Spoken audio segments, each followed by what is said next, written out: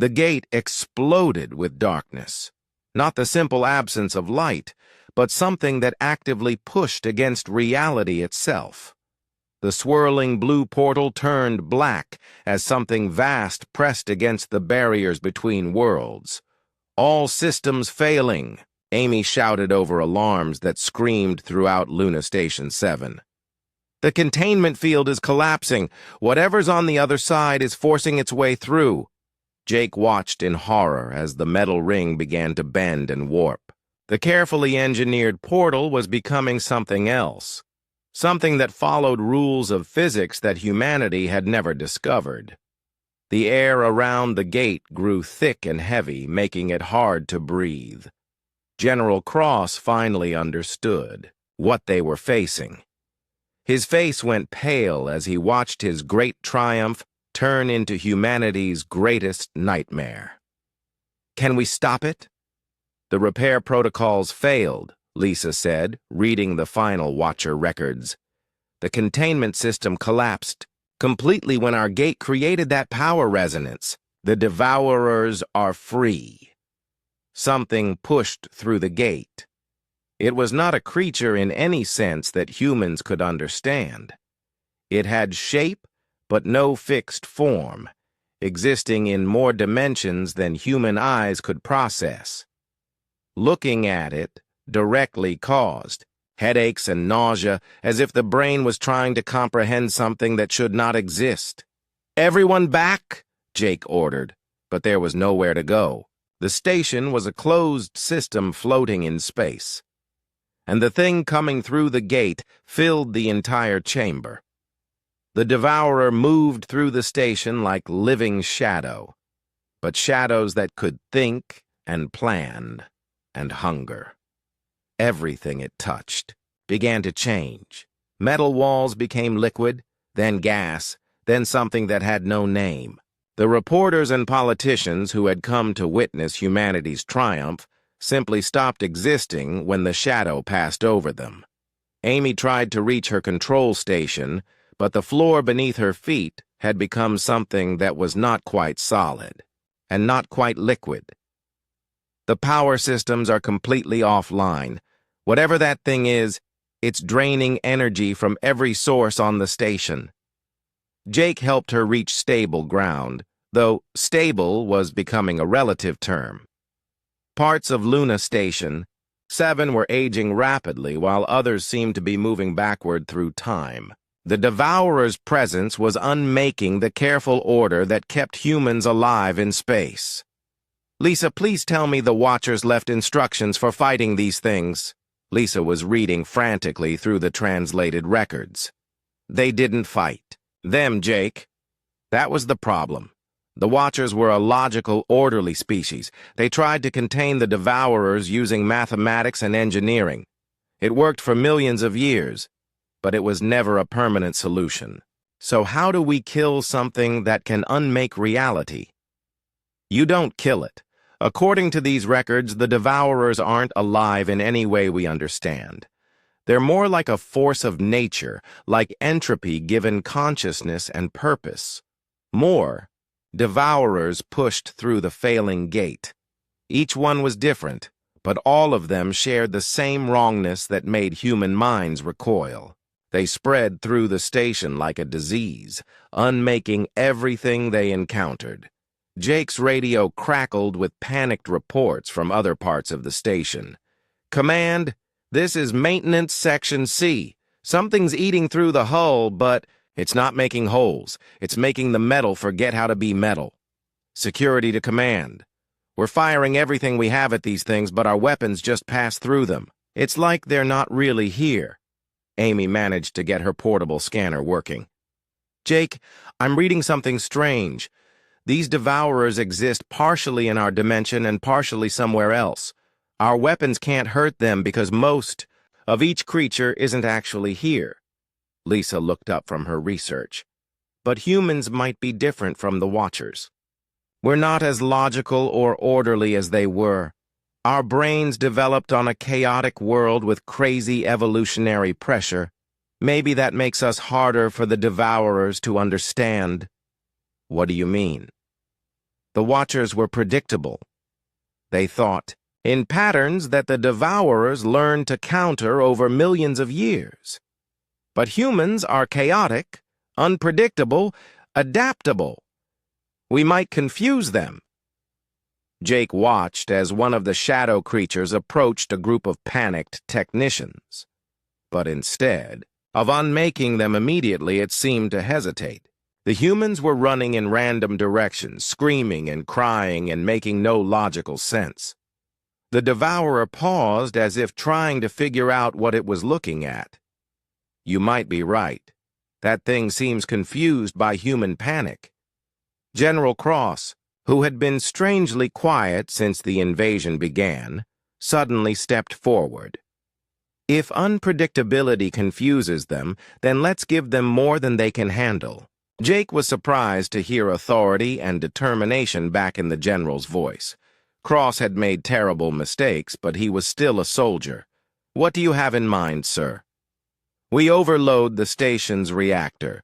Make it as chaotic and unpredictable as possible. If these things feed on order and logic, then pure chaos might hurt them. Amy shook her head. That will destroy the entire station and everyone on it. Better than letting these things reach Earth. Jake, you're in command now. Get everyone to the escape pods while I handle the reactor. Jake wanted to argue, but more Devourers were pouring through the gate every second. Soon there would be too many to contain, and they would spread to Earth through the communication links and supply ships that connected Luna Station 7 to home. Lisa, is there anything in those Watcher records about humans specifically? Lisa's eyes went wide as she found something important. Jake, there's a section here about chaotic cognition patterns and how they might disrupt Devourer feeding processes. The Watchers theorized that truly random emotional thinking could actually cause the Devourers pain. Pain? Not physical? Pain, but something like it. The Devourers exist by imposing order on chaos, by making random things follow predictable patterns. Human emotional chaos might be like poison to them.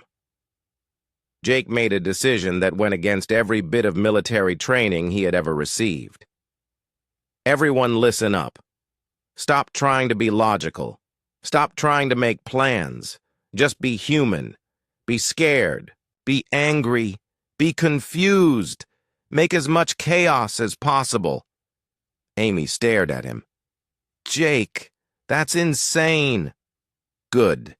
Insanity is exactly what we need right now. The battle that followed was unlike anything in human history.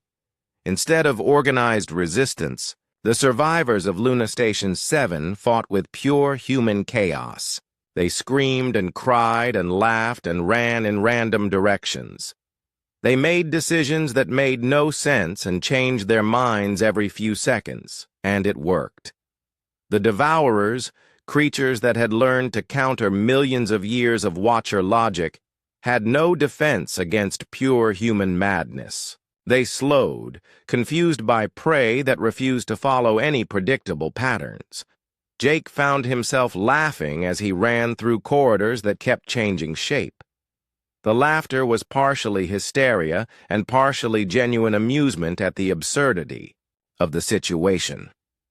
Behind him, a Devourer tried to follow but seemed unable to predict which direction he would go next.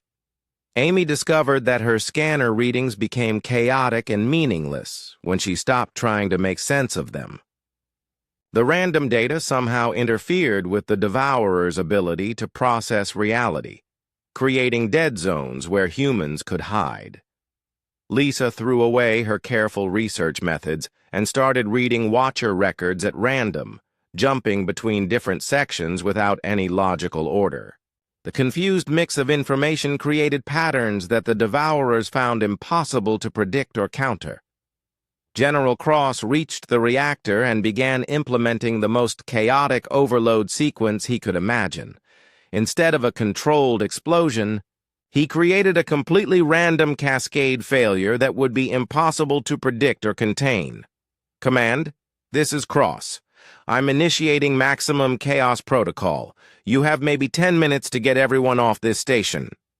Jake gathered the survivors toward the escape pods, but they moved as a chaotic mob rather than an organized group. The Devourers tried to follow but kept losing track of their prey in the madness. As Luna Station 7 began to tear itself apart in completely random ways, Jake realized that humanity had discovered something important. They were not the strongest species in the galaxy, or the smartest or the most advanced, but they might be the craziest, and sometimes that was exactly what the universe needed. 6 months later, Jake Morrison stood on the bridge of humanity's first interdimensional fortress and watched the purple sky of the Dead Watcher world.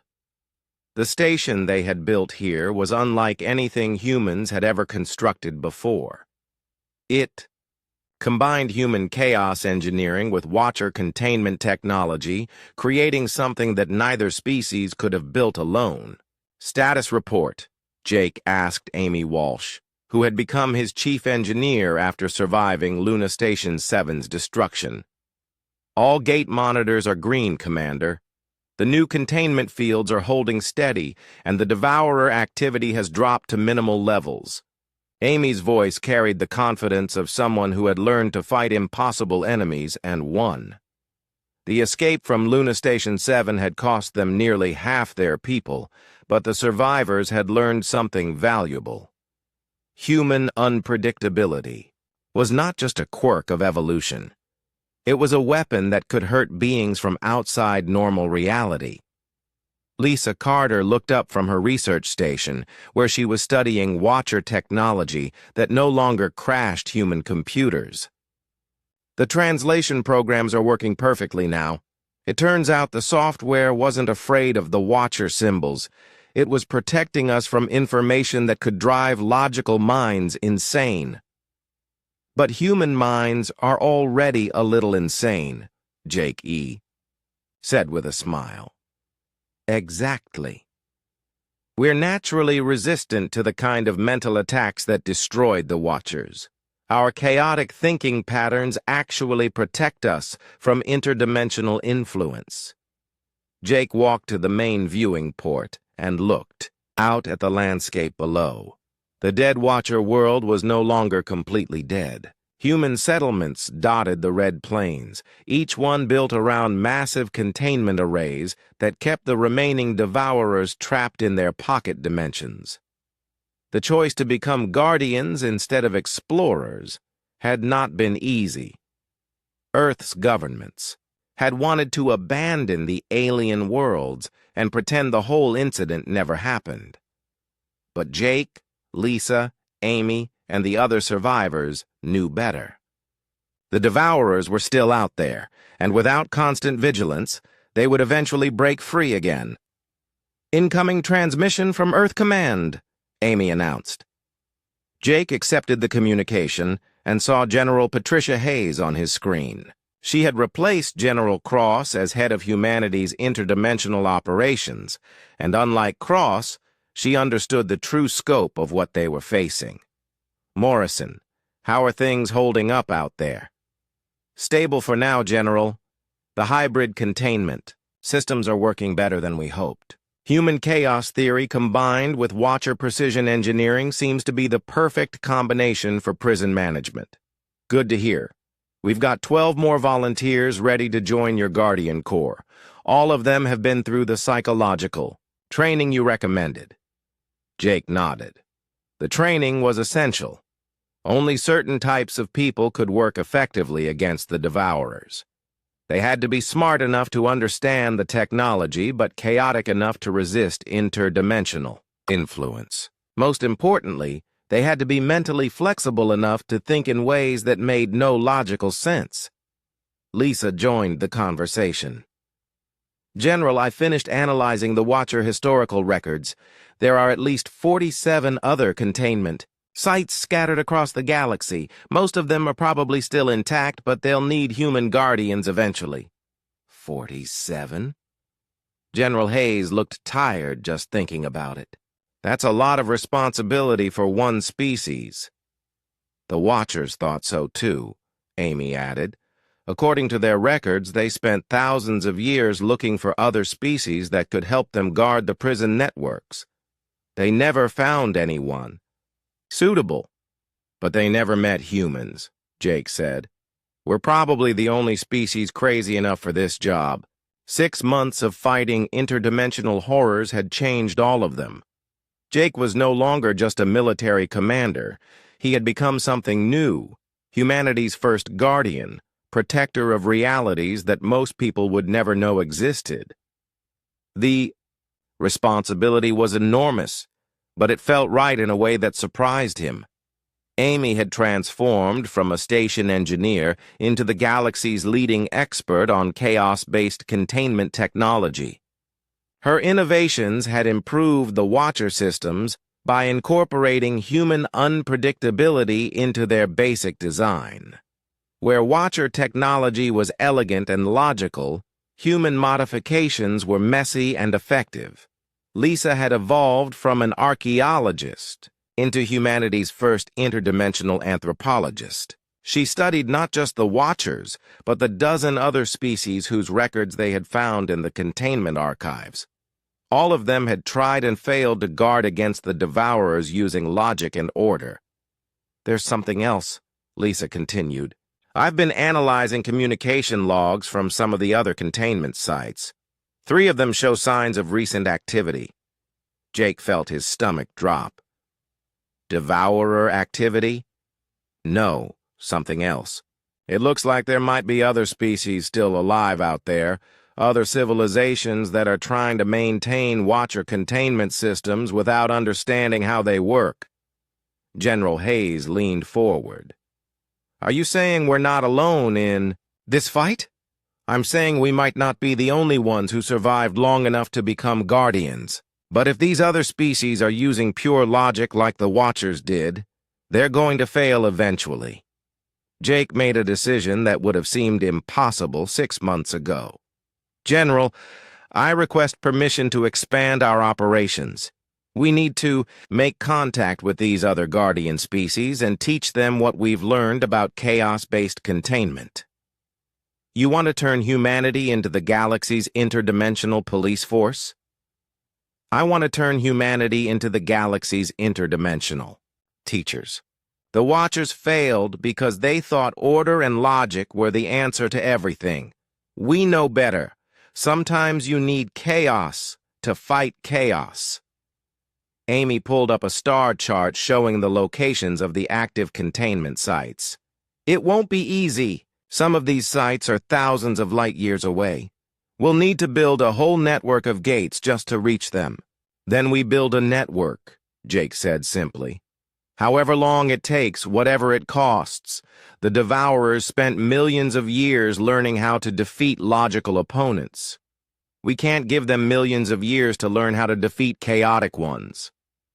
Lisa smiled for the first time since the Luna Station 7 disaster. You know what this means, don't you? We're not just becoming guardians. We're becoming the thing the Watchers always needed, but never found. A species that can teach others how to fight the impossible. Over the following weeks, humanity began its transformation from a single-planet species to the galaxy's defenders against cosmic horror. They established new Guardian bases on dead worlds throughout the former Watcher containment network. Each base was staffed by humans who had learned to think in ways that would have been considered insane by any logical species. The Guardian Corps developed training programs that taught recruits to embrace chaos, unpredictability, and controlled madness. They learned to make decisions based on emotion rather than logic, to change tactics randomly, and to think in patterns that even they could not predict. Most importantly, they learned to see humanity's chaotic nature not as a weakness, but as their greatest strength. Every species they encountered was more advanced than humans in some way. But no other species had evolved on a world as violent and unpredictable as Earth. and no other species had developed minds that could function effectively in complete chaos. Jake's final log entry as Guardian Commander of the first Interdimensional Defense Station read, "We came to the stars looking for our place in a larger universe. Instead, we found that our place was standing guard at the doors that keep the darkness out. The Watchers tried to hold back the hungry void with mathematics and engineering. They lasted millions of years, but they failed in the end because they were too sane, too orderly, too logical. We'll do better. We'll hold the line not because we're stronger or smarter than what came before, but because we're human. We're the children of a chaotic world, and chaos is exactly what the universe needs right now. Let the galaxy see what happens when Earth's guardians take the watch. Let the devourers learn what it means to face an enemy that refuses to make sense." The transmission ended, but humanity's watch continued. Across the galaxy, on dead worlds and in empty space, human guardians stood ready to defend reality itself. They were not the heroes the universe had expected, but they were exactly the heroes it needed. In the depths of their interdimensional prisons, the devourers pressed against barriers maintained by creatures they could not understand, could not predict, and could not defeat. For the first time in millions of years, the hungry darkness had met something hungrier than itself: humanity's stubborn refusal to give up no matter how impossible the odds. The alien machines moved like metal mountains across the dead world. Each step sent shockwaves through the ground that Ryan's team could feel in their bones. The crystal structures around them pulsed with brighter light, responding to the massive forms approaching from all directions. "Command, we count at least 20 of these things, and they're all heading straight for our position," Ryan reported, his voice steady despite the circumstances. "Request immediate extraction." General Cross watched the video feeds with fascination rather than fear. "Negative on extraction, Captain. This is the find of the millennium. Document everything." Jake pushed past Cross to reach the communication station. "Ryan, ignore the general. Get your team to the extraction point now. We're pulling you out." "Too late for that, sir. The machines have surrounded us, but they're not attacking. They seem to be working on something." The video showed the massive alien constructs positioning themselves around the crystal formations in precise patterns. Their movements were deliberate and coordinated, like they were following instructions that had been programmed millions of years ago. Amy's monitoring station screamed with alarms. "The power drain is off the charts now. These machines are pulling energy from our gate faster than our reactors can supply it. If this continues, we'll lose containment on the portal." Lisa looked up from her computer, where she had finally managed to translate another section of the alien warnings. "Jake, I know what those machines are doing. The Watchers' records call them repair protocols. They're trying to fix whatever containment system the Watchers built." "That sounds like good news," General Cross said. "No, sir, it's not. The containment system has been failing for millions of years. The repair protocols are trying to stabilize it, but they need enormous amounts of energy to do it. Energy they're pulling from our gate." Jake studied the readings Amy was showing him. The power drain was increasing exponentially, and their reactors were already running at maximum capacity. "How long before we lose the gate?" "At this rate, maybe 6 hours. But that's not the worst part." Amy pulled up another screen showing energy readings from the alien world.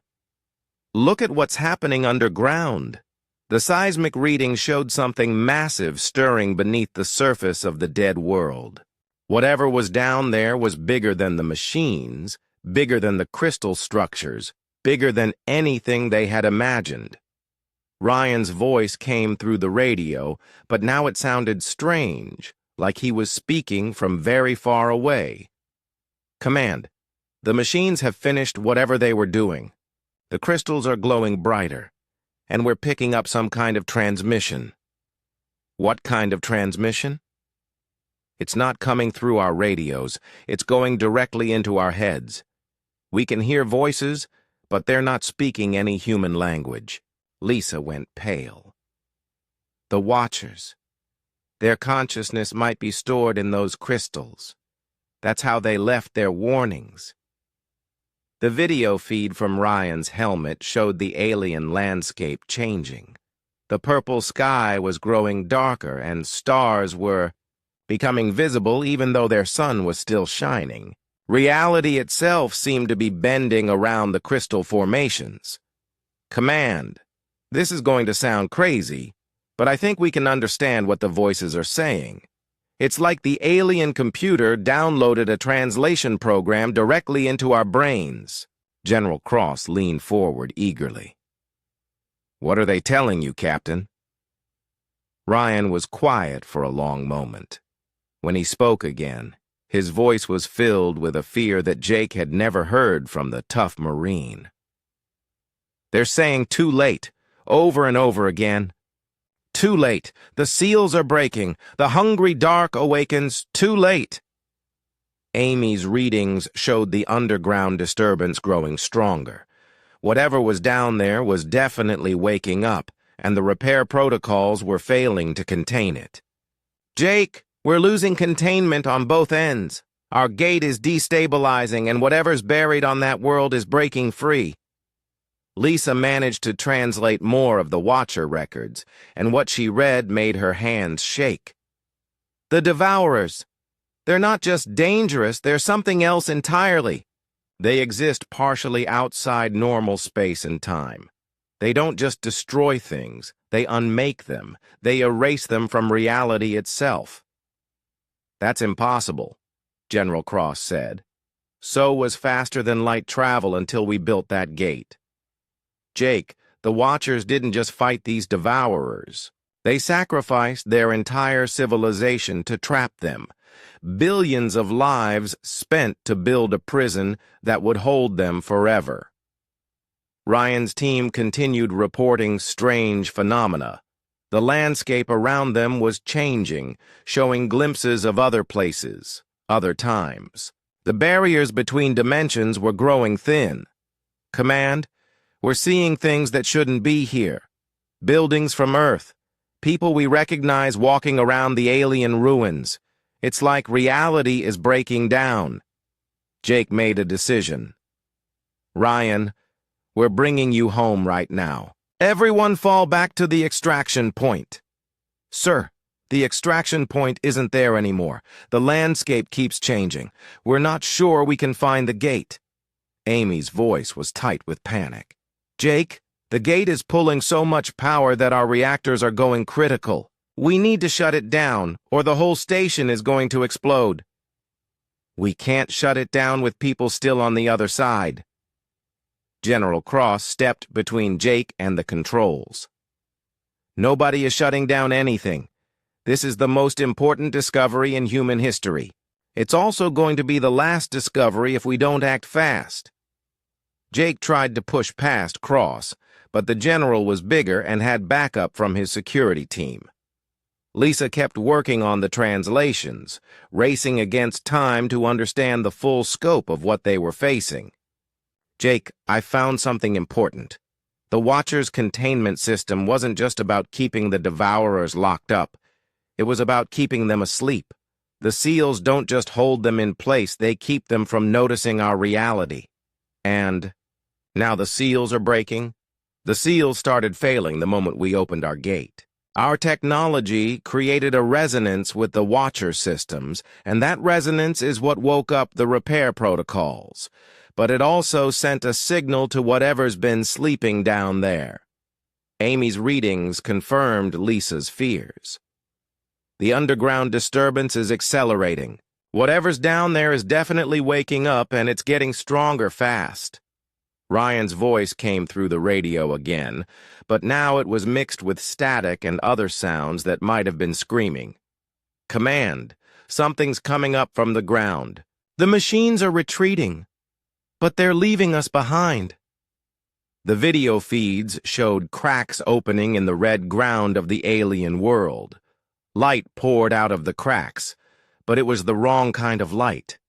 It bent and twisted in ways that hurt to look at, and it seemed to push against the camera like it was trying to escape through the video signal. Ryan, get your team as far away from those cracks as possible. We're trying, sir, but the landscape keeps changing. Every time we move, we end up somewhere different. It's like the world is rearranging itself around us. Jake finally managed to push past General Cross and reach the gate controls. His hands moved quickly over the systems Amy had taught him to operate. I'm initiating emergency extraction protocol. We're pulling them out now. You don't have the authority, Cross began. I have the authority to protect my people. Jake started the extraction sequence, but the gate systems were already overloaded. Warning lights flashed as the portal began to destabilize. Lisa screamed as her computer finally finished processing the complete Watcher records. Jake, don't close the gate. If you disrupt the power flow now, it will break the last of the containment. Seals! Amy looked at her readings and nodded grimly. She's right. The gate is the only thing providing enough energy to keep the repair protocols working. If we shut it down, whatever's down there will break free completely. Jake's hands froze over the controls.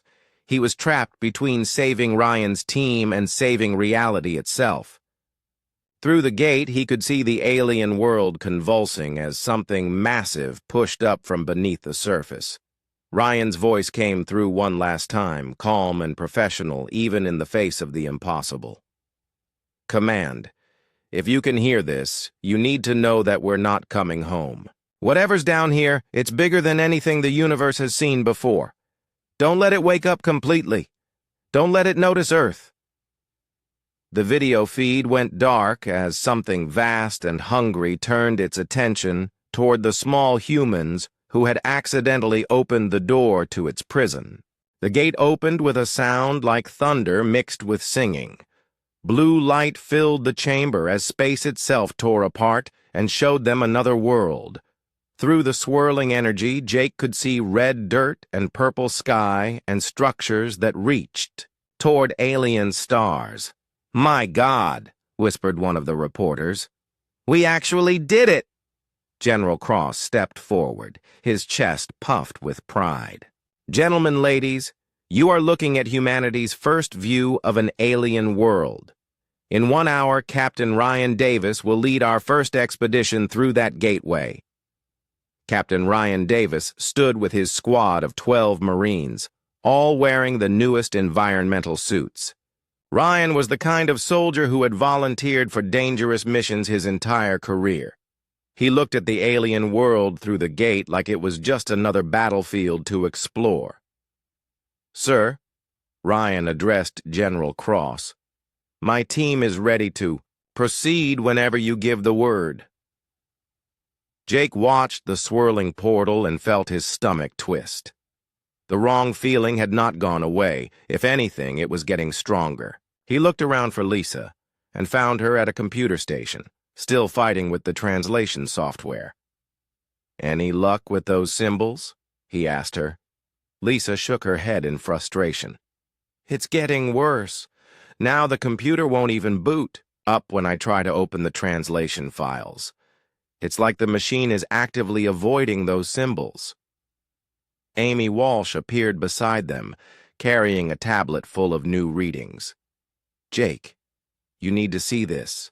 The power drain has increased by 300% since we opened the gate.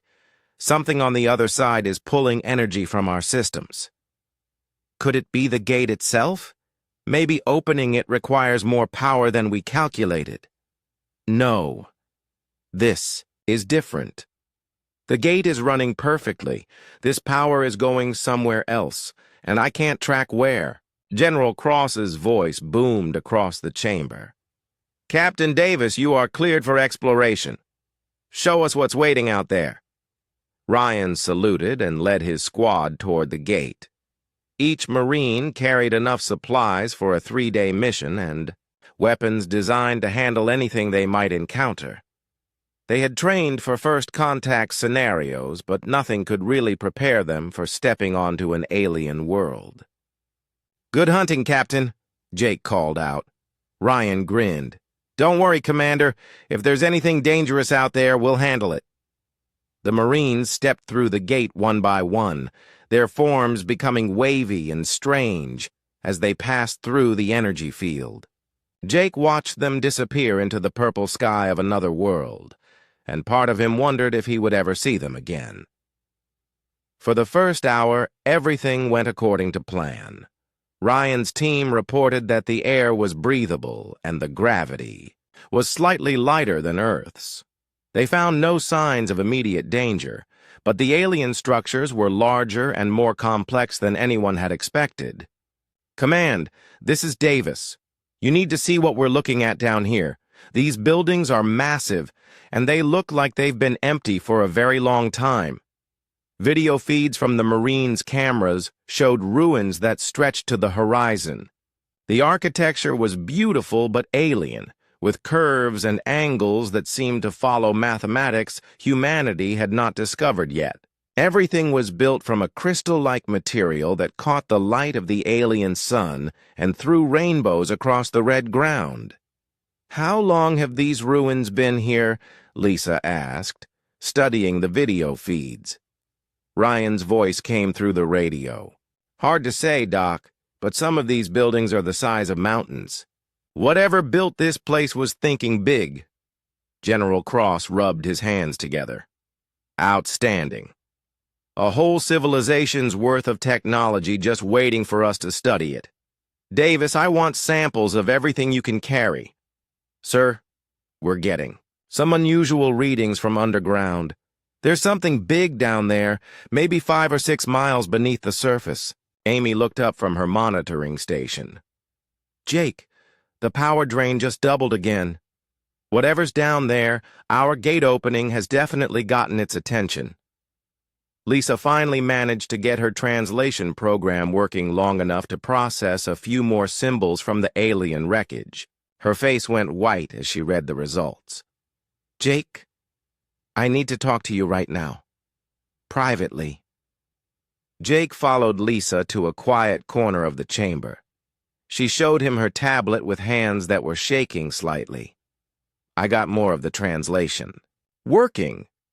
The symbols aren't just warnings, Jake. They're instructions. Instructions for something called a containment protocol." "Containment of what?" "I'm not sure yet, but look at this part." Lisa pointed to a section of translated text. "It mentions the hungry dark and those who devour worlds, and something about the watchers who sleep in stone." Before Jake could respond, Ryan's excited voice came through the radio. "Command, we found something big. There's a structure down here that's still partially intact. It looks like some kind of data storage facility." General Cross pushed past Jake and Lisa to get to the communication station. "Outstanding, Captain. Can you access their systems?" "Working on it now, sir. The technology is definitely more advanced than ours, but it seems compatible with our equipment. Wait, something's happening." The video feed from Ryan's camera showed him and his team standing inside a vast chamber filled with crystalline formations. The crystals began to glow with soft blue light, and symbols appeared in the air around the Marines. "Command, the whole place just lit up like a Christmas tree. The symbols are appearing in our helmet displays. It's like the system is trying to communicate with us directly." Lisa grabbed Jake's arm. "Those are the same symbols I've been trying to translate.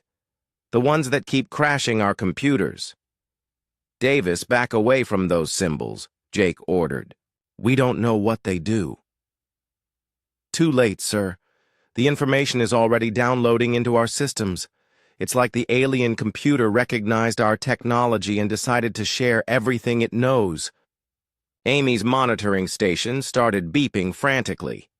"Jake, the power drain just increased by a factor of 10. Whatever Ryan's team activated down there, it's drawing massive amounts of energy from our gate." General Cross ignored the warnings. "Excellent work, Captain. Download everything you can. This is exactly what we hoped to find." The video feed showed Ryan's team standing still as data flowed into their helmet computers. The alien symbols moved faster and faster, creating patterns that hurt to look at directly. After several minutes, the download stopped, and the crystals returned to their normal dim glow. "Command, we've received a massive data package. Our computers are still processing it, but I'm seeing references to something called the Watchers, and warnings about something called the Devourers." Lisa looked at Jake with fear in her eyes. "The Watchers. That matches what I translated from the symbols." Ryan's voice came through again, but now he sounded confused. "Sir, according to this data, the Watchers were the species that built the technology we found crashed on Earth. But they didn't build it for space travel. They built it as some kind of prison system." "Prison for what?" Jake asked. "The data is still processing, but it mentions entities called Devourers, beings that exist partially outside normal space and time. The Watchers built a network of gates to trap them in pocket dimensions." General Cross stepped forward. "Captain, that's obviously just alien mythology. Focus on the practical technology." "Sir, with respect, this doesn't feel like mythology. The fear in these records seems very real. The Watchers sacrificed their entire civilization to contain something, and they left these warnings for anyone who might find their technology." Amy's voice cut through the discussion. "Jake, we have a big problem.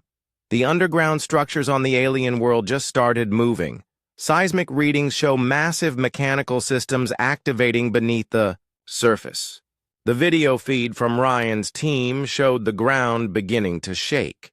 In the distance, huge metal shapes began rising from beneath the red dirt. They were clearly machines, but their design was unlike anything humans had ever built. They moved with purpose, as if they had been waiting millions of years for someone to wake them up. "Command, we need extraction now. These machines are the size of skyscrapers, and they're all heading toward our position." Jake turned to General Cross. "Sir, we need to get them out of there." "Negative. This is the discovery of the century. Davis, document everything you can see." Lisa grabbed Jake's sleeve. "The containment protocol I translated, I think the exploration team just triggered some kind of automatic system. These machines might be trying to repair whatever containment system the Watchers built." "Or," Amy added grimly, "they might be trying to open it." The alien machines moved across the landscape like walking mountains. Their purpose was unclear, but their power was obvious. The ground shook with each step they took, and the crystal structures began to glow brighter as they approached. Ryan's voice came through the radio one more time, tight with controlled fear. "Command, I don't think we're alone on this world anymore. Something big is waking up down there, and I don't think it's happy to see us." Commander Jake Morrison stood in front of the massive metal ring and felt his heart beat faster. The ring was 30 feet tall and made from materials that did not exist on Earth until 3 years ago. Lights ran around its edge like Christmas decorations, but these lights could tear open space itself. Luna Station 7 hummed with activity as hundreds of people prepared for the most important day in human history. Jake checked his watch. 2 hours until activation. 2 hours until humanity took its first step into the galaxy as a true spacefaring race. The thought should have made him happy, but something felt wrong. He could not put his finger on what it was. "Commander Morrison, we need you in Lab 7, came a voice through his radio. It was Dr. Lisa Carter, the woman who had spent 5 years studying the alien wreckage that made all this possible. Jake walked through the station's white corridors, passing busy technicians and excited reporters who had come to witness history. Lab 7 was smaller than the main gate chamber, but it held equally important secrets. Broken pieces of alien metal covered every table. Computer screens showed strange symbols that hurt to look at for too long. Lisa stood over a tablet, her brown hair messy from days without proper sleep. "What do you need, Doc?" Jake asked. Lisa looked up with tired eyes. "These symbols, Jake. I've been trying to translate them for months, but something is wrong with our computers. Every time I get close to understanding what they mean, the translation software crashes." Jake looked at the tablet screen. The symbols seemed to move when he was not looking directly at them. "Maybe the computers are just overloaded. We've been pushing them pretty hard." "No, this is different." Lisa pulled up another screen showing dozens of failed translation attempts. "Look at this pattern. The software works fine on every other alien text we've found, but these specific symbols make it shut down every time. It's like the computer is afraid of them." "Computers don't get afraid, Lisa. I know that, but I've been studying alien cultures for 15 years and I've never seen anything like this. These symbols are warnings, Jake. I'm sure of it." Before Jake could respond, his radio crackled again. "Commander Morrison to the main chamber. General Cross has arrived." Jake sighed. General Peter Cross was the kind of man who saw every problem as something that could be solved with more firepower and less thinking. He had pushed this gate project forward despite concerns from scientists like Lisa. Cross wanted humanity to show the galaxy that Earth's children were not afraid of anything. Jake found General Cross in the main chamber, surrounded by news cameras and important-looking people in expensive suits. Cross was a big man with gray hair and the kind of smile that politicians used when they wanted something. "Morrison," Cross called out, "come meet the press. They want to know about our big day." Jake walked over, trying to look confident. A reporter pushed a microphone toward his face. "Commander, how does it feel to be opening humanity's first gateway to the stars?" "We're honored to be part of this moment," Jake said carefully. "But we want to make sure everything is safe before we—" "Safe?" General Cross laughed. "Commander, we've tested this gate 100 times. We know more about this technology than the aliens who built it. Today, humanity announces to the universe that we're ready to join the galactic community." Jake wanted to mention Lisa's concerns about the warning symbols, but Cross gave him a look that said he should keep quiet. The cameras rolled as Cross explained how human engineers had improved on the alien design, making it faster and more powerful than anything the original builders could have imagined. While the press conference continued, Jake's radio buzzed with a private message from Chief Engineer Amy Walsh. "Jake, I need to show you something. Meet me in Engineering Bay 3. Jake slipped away from the cameras and found Amy staring at a wall of computer screens. Numbers and graphs filled every display, most of them showing green lines that meant everything was working normally, but one screen showed a red line that was climbing steadily upward. "What am I looking at, Amy?" "Power readings from the gate. We're not even turned on yet, but something is drawing energy from our systems." Amy pointed to the red line. "This started 3 days ago, right after we finished the final calibrations. It's subtle, but it's there. Could be a system leak. Old equipment sometimes." "This isn't old equipment, Jake. This is the most advanced technology humanity has ever built, And I know every bolt and wire in that gate. Something is pulling power from our systems, and I can't figure out what. Jake studied the readings.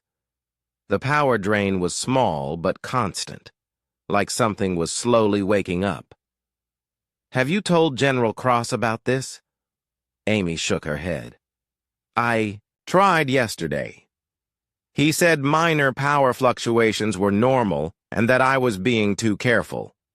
He told me not to bother him with technical details unless the station was about to explode. Jake felt that wrong feeling in his stomach get stronger.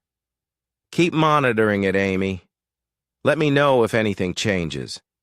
He walked back to the main chamber where the press conference had ended. The reporters were taking pictures of the gate while General Cross talked about humanity's bright future among the stars. Lisa appeared at Jake's side, still carrying her tablet full of untranslated warnings. The symbols, Jake. I managed to translate one small section before the computer crashed. Again! Her voice was quiet but urgent. It says something about guardians and the sleeping dark and doors that must never open. That could mean anything, Lisa. Or it could mean exactly what it sounds like. What if this gate technology isn't for travel? What if it's for something else? Before Jake could answer, alarms started ringing throughout the station. Amy's voice came over the intercom. All stations prepare for gate activation, T-minus 60 minutes and counting. Jake watched as technicians ran final checks on their equipment. General Cross stood near the control platform, practically glowing with excitement. The reporters prepared their cameras to record humanity's first step into the larger universe.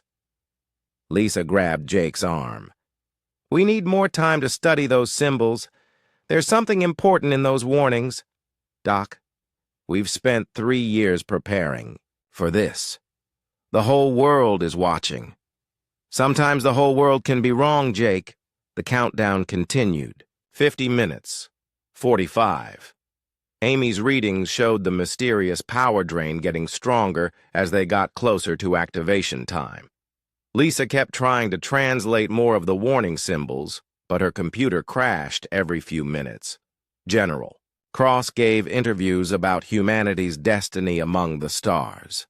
Jake stood between the excitement and the warnings, feeling like he was about to make the most important decision in human history. In 30 minutes, they would turn on the gate and open a doorway to another world. The question was whether they were opening a door to humanity's future or to something that had been buried for a very good reason. The alarms kept ringing, counting down to a moment that would change everything.